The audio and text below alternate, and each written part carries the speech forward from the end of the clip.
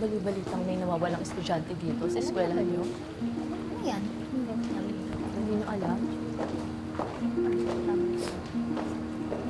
Sabi ko may nawawalang.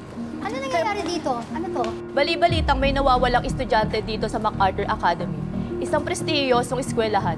Bakit hindi ito nababalita? May cover-up bang nangyayari? Walang ganon.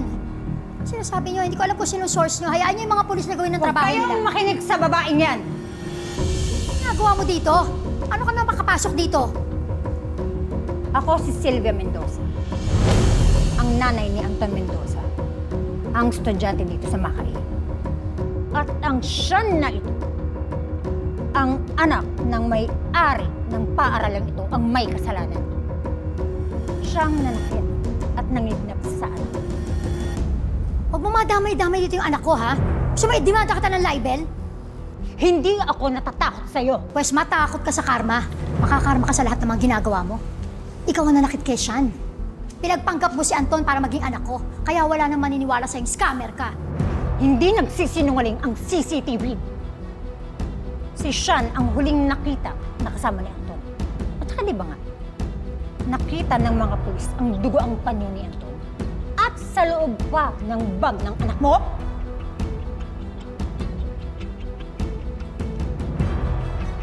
tsaka, isa pa, siya lang naman talaga ang may motibong manakit kay Anton.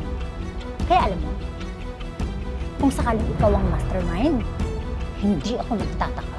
Huwag mo ko itulad sa'yo, ha? Na utak kriminal kang hayop ka. Tigilan niyo nga ako, ha? Huwag niyo pagpestahan. Alisin niyo nga yan. Tigilan niyo ako. Pagpestahan ang buhay namin mag-ina. Let's go, Sean. Guard! Guard! Palayasin mo na nga yan.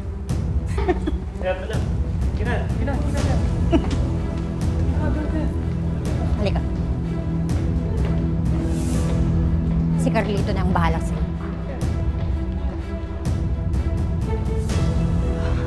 Ngayong sirang-sira na yan si Chichi. Hindi magtatagal, siya na mismo ang aalis dito sa mama.